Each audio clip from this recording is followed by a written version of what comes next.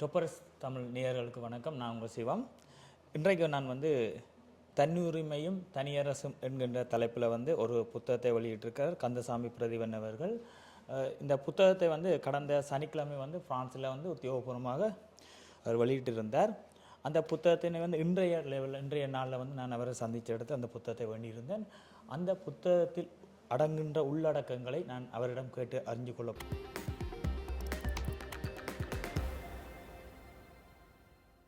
அந்த வணக்கம் அண்ணா. வணக்கம். எப்படி இருக்கிறீங்க? நீங்கள் ஓகே. இது உங்களை என்ன ஃபஸ்ட் டைம் இன்றைய தான் காண்றேன்.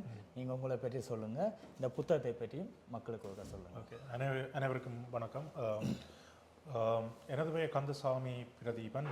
தன்னுரிமையும் தனியரசும் என்ற இந்த முதலாவது நூலினை நான் கடந்த வருடம் பிரித்தானியாவில் வெளியிட்டிருந்தோம். அதனைத் தொடர்ந்து சுவிட்சர்லாந்தில் வெளியிட்டு இப்பொழுது மூன்றாவது நாடாக கடந்த சனிக்கிழமை பிரான்ஸ் நாட்டில் வெளியிட்டிருந்தோம்.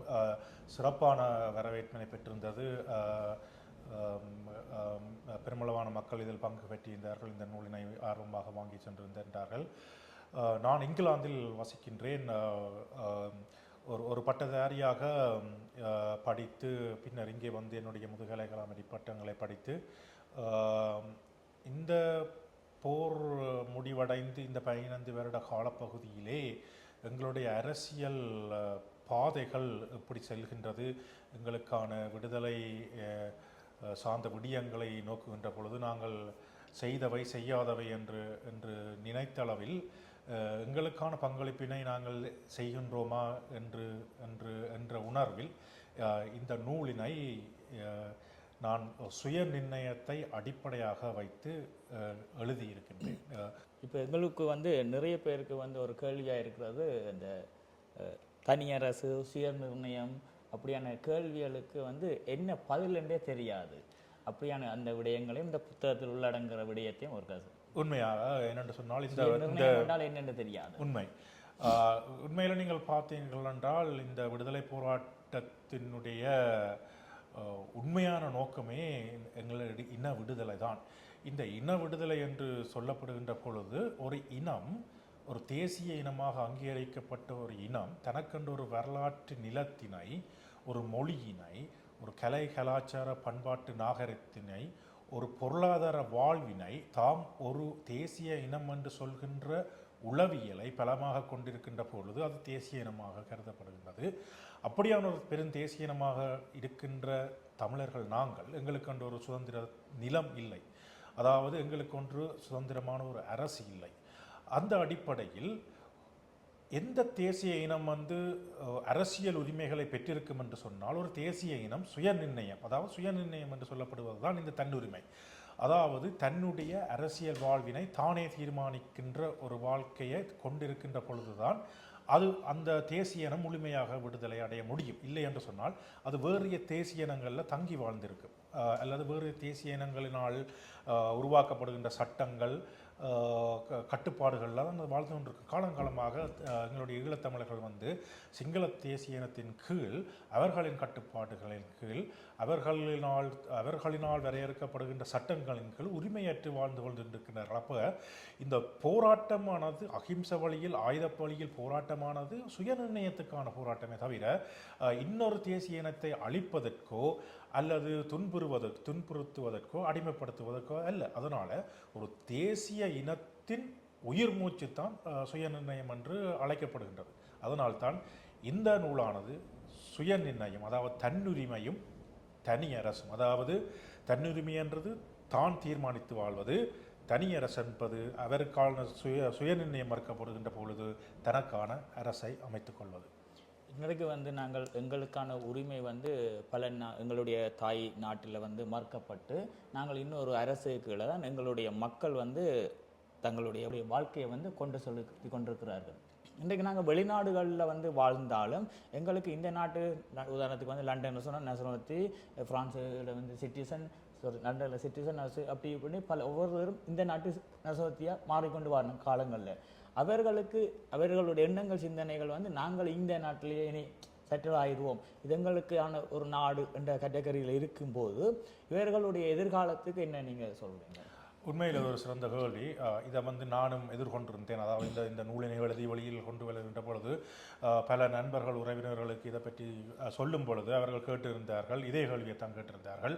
அதாவது ஒரு புலம்பெயர் நாடுகளுக்கு வந்த பிறகு, குடியுரிமையை பெற்ற பிறகு, அங்கு அனைத்து வசதிகளையும் பெற்ற பிறகு எங்களது அடுத்த தலைமுறை அந்த நாட்டிலே பிறந்து அந்த நாட்டவர்களாகவே வாழ்கின்ற சூழ்நிலை ஏற்படுகின்ற பொழுது அவர்கள் நினைக்கின்றார்கள் அதுதான் சுய நிர்ணயம் என்று நினைக்கின்றார்கள். உண்மையிலே இது ஒரு ஒரு ஒரு முட்டாள்தனமான ஒரு சிந்தனை.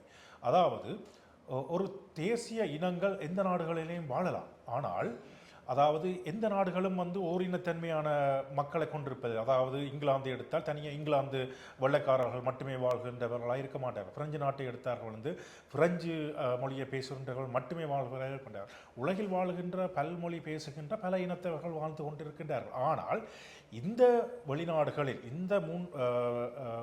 இந்த மேற்குலக நாடுகளில் காணப்படுகின்ற சட்டங்கள் அனைத்து மக்களும் உரிமை உள்ளவர்களாக எல்லோரும் சமமாக வாழ்கின்ற மனித உரிமைகளை மதிக்கின்ற நாடுகளாக இருக்கின்றபடியால் நாங்கள் ஒடுக்கப்பட்டவர்களாக சுயநிர்ணயம் மறுக்கப்பட்டவர்களாக நாங்கள் உணரவில்லை.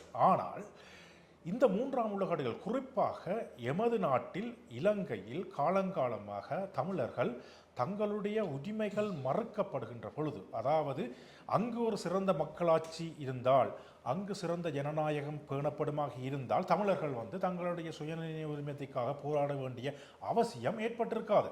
இந்த சிங்கள இனம் தமிழர்களை சமமாக சம உரிமை உள்ளவர்களாக ஒரு மக்களாட்சி உள்ள ஒரு நாடாக கொண்டு சென்றிருந்தால் இலங்கையில் ஒரு இனப்பிரச்சனை ஏற்பட வேண்டிய அவசியம் ஏற்பட்டிருக்காது. ஆனால் தமிழர்களை காலங்காலமாக அடக்கி அவர்களை ஒடுக்கி அவர்களை இனப்படுகொலை செய்ததன் காரணமாக தமிழர்கள் தங்களை ஆளுகின்ற அந்த அரசியல் உரிமைகளை கேட்கின்ற பொழுது அங்கேயோ சுயநிர்ணயத்துக்கான ஒரு பிரச்சனை எழுகின்றது. ஆகவே இந்த சுயநிர்ணயம் உள்ளகமாக இருந்தது, இப்பொழுது வெளியகமாக வந்திருக்கின்றது. ஆகையால் தமிழர்கள் எங்கு வாழ்ந்திருந்தாலும் அவர்கள் அவர்கள் வாடுகின்ற நாடுகளில் தங்கள் சுயநிர்ணய உரிமைகளை பெற்றுக்கொள்ள முடியாது. அவர்கள் வெறும் வசதிகளையும் மனித உரிமைகளையும் மட்டுமே பெற்றுக்கொள்ளாமே தவிர ஒரு தேசிய இனமாக பிரான்சிலோ, லண்டனிலோ, சுவிஸிலோ, கனடாவிலோ தங்களுக்கான அரசியல் உரிமைகளை அந்த நாடுகளில் பெற்றுக்கொள்ள முடியாது. அவர்களுடைய அரசியல் முடிகிறது வடக்கு கிழக்கிலே அவர்களது தாயக பிரதேசத்தை தான் நிற்க வேண்டும். ஆகவே இந்த வெளிநாடுகளில் வசதியாக வாழ்ந்து கொண்டிருக்கின்ற உறவுகள் அங்கே கிடைக்கின்ற அனைத்து வசதிகளையும் தங்களது சுயநயமாக நினைப்பது வெறும் கற்பனை, ஒரு முட்டாள்தனம். என்னுடைய இன்னொரு கேள்வி, இது தேசியம் சம்பந்தப்பட்டது. இன்றைக்கு 40 வருட போராட்டம், 45,000க்கு மேற்பட்ட மாவீரர்கள் இறந்திருக்கிறார்கள். அதை தாண்டி எங்களுடைய பொதுமக்கள் 2 லட்சத்துக்கு மேற்பட்ட பொதுமக்கள் கடைசி வரை மொத்தம் ஒரு 3.5 லட்சம் மக்களும் இறந்திருக்கிறார்கள்.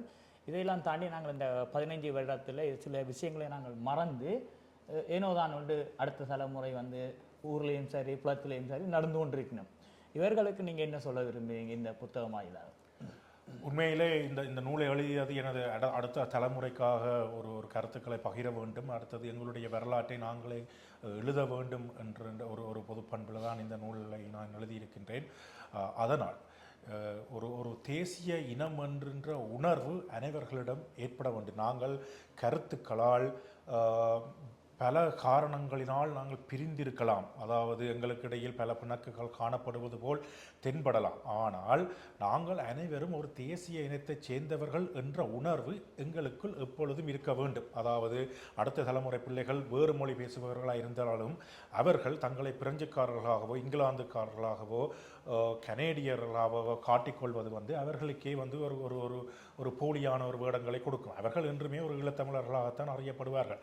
உலகில் பல விடுதலை அடைந்த தேசிய இனங்கள் பல தலைமுறைகளாக தங்களை ஒரு தேசிய இனமாக கருதி கொண்டதன் காரணங்களானதான் அவர்கள் விடுதலையை நெருங்க முடிஞ்சது. அதனால் இந்த புலம்பெயர் நாடுகள் பறந்து வாழ்ந்து கொண்டிருக்கின்ற உறவுகள் தாயகத்தில் வாழ்ந்து கொண்டிருந்த பல இந்த இனப்படுகொலைக்கு பிறகு பல கருத்து வேறுபாடுகளால் பிரிந்து நிற்கின்ற எங்களுடைய தாய உறவுகள் அனைவரும் நாங்கள் ஒரு தேசிய இனம் என்ற ஒற்றுமையில் வருகின்ற பொழுது அவர்கள் ஒன்று கூடுவார்கள்.